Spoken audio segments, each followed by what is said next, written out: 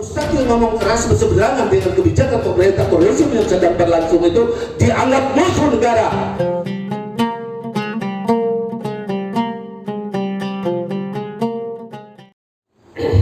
Sadaqallahu azim, khotimah rahmatullah.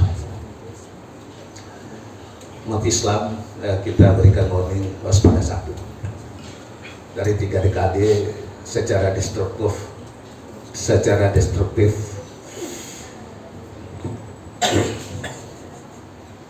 rekayasa penghancuran Islam secara global itu sudah semakin nyata dan puncaknya di Indonesia. Jadi kalau siang ini masih ada orang yang ngantuk di saat ta'lim itu kebangetan. Itu berjuang juga mati, itu tidak berjuang juga mati, hanya nilainya berbeda. Jadi gue mau kasih tahu sekarang, pakai ayat itu ya. Saya ulangi, dalam 3 tahap dalam kerangka untuk penghancuran Indonesia itu sudah semakin jadi dan nyata. Pertamanya tatkala proses negosiasi, kalau bahasa kami orang timur itu sebuah sassisus bohong. Jadi mulai dari tanggal 1 Juni, 22 Juni, 45 sampai dengan 17 dan 18 Agustus. Jadi teman-teman yang SLA Aliyah, mulai dari sekarang itu kita belajar harus intens, dan harus mempunyai nilai lebih. Kalau menjadi Islam kebanyakan itu terlalu banyak, tapi kalau menjadi Islam yang memiliki nilai spesifik, dan tandanya kalau yang mau sekolah di sini itu mau jadi Islam beneran, tidak bisa main-main.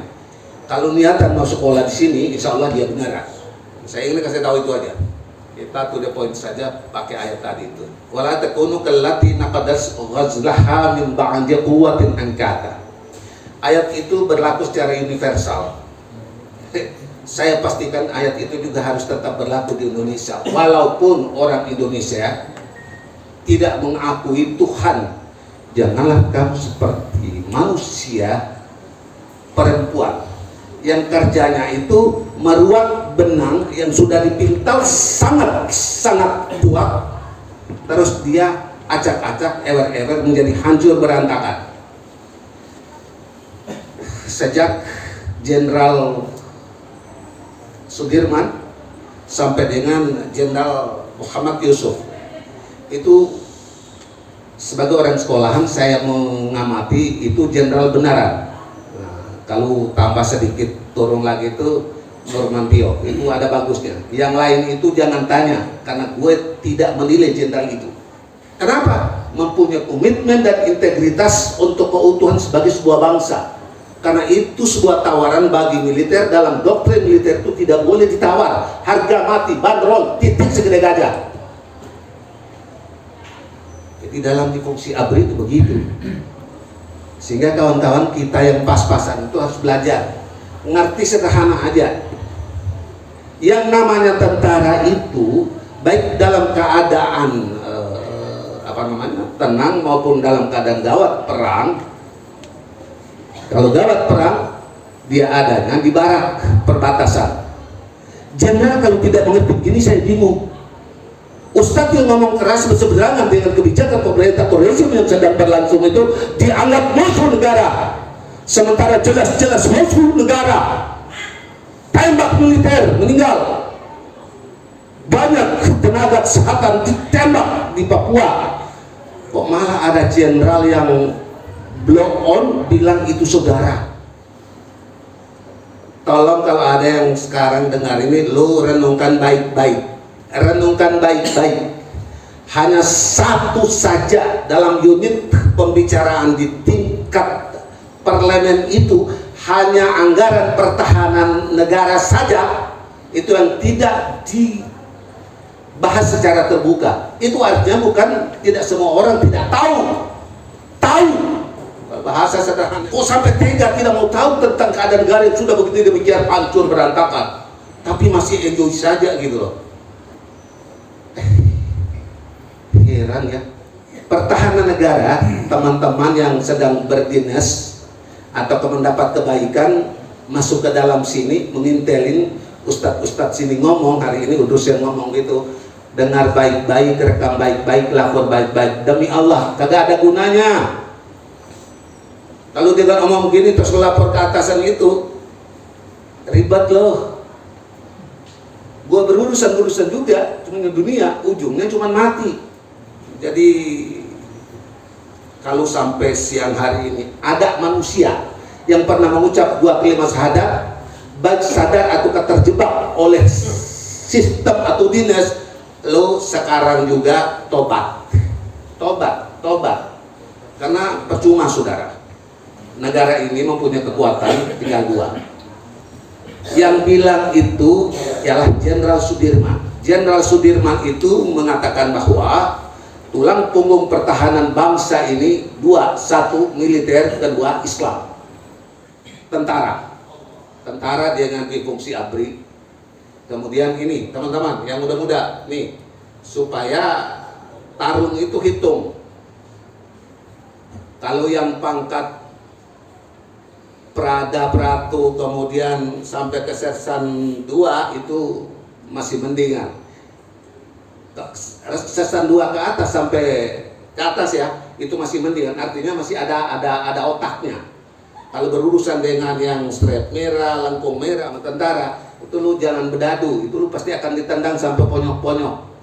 Karena dia punya senjata cuman itu, dia tidak dididik untuk ngomong. Karena doktrinnya hanya 2, lu mau dimatiin apa matiin, mau hidup ataukah mau mati, cuman itu saja.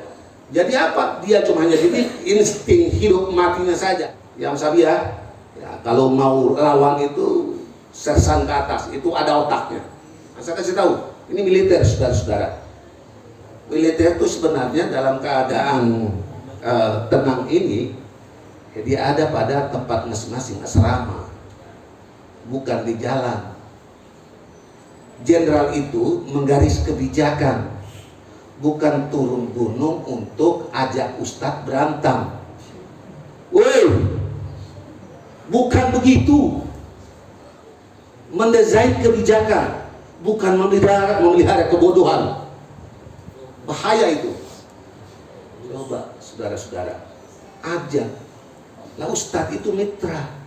Seumur hidup Indonesia merdeka 76 tahun tuh, ustadz belum ada yang dibayar, kecuali ustadz plat merah. Gue kayak begini ngomong di kantor-kantor plat merah itu masih dipajakin juga, dipotong PPH. Udah isi amplopnya nggak seberapa, potong lagi.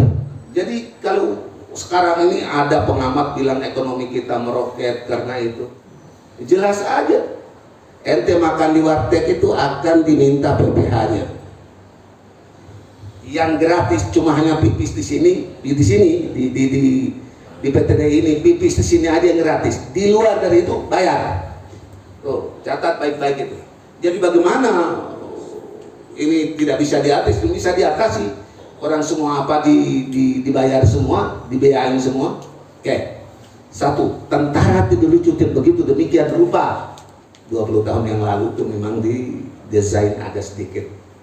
Wah, terus hasilnya hari ini. Kemudian hari ini tuh bikin lagi modus baru. Saya urusin 5 tahun yang lalu tuh saya merasa pesimis. Ada yang namanya Tanu Sudibyo. Kalau dia mau membiayai pesantren itu, dulu gua jangankan bisa senyum gitu loh. Mau pengen dengar aja enggak gitu, muntaber. Nah, ini juga menjadi warning teman-teman semua itu.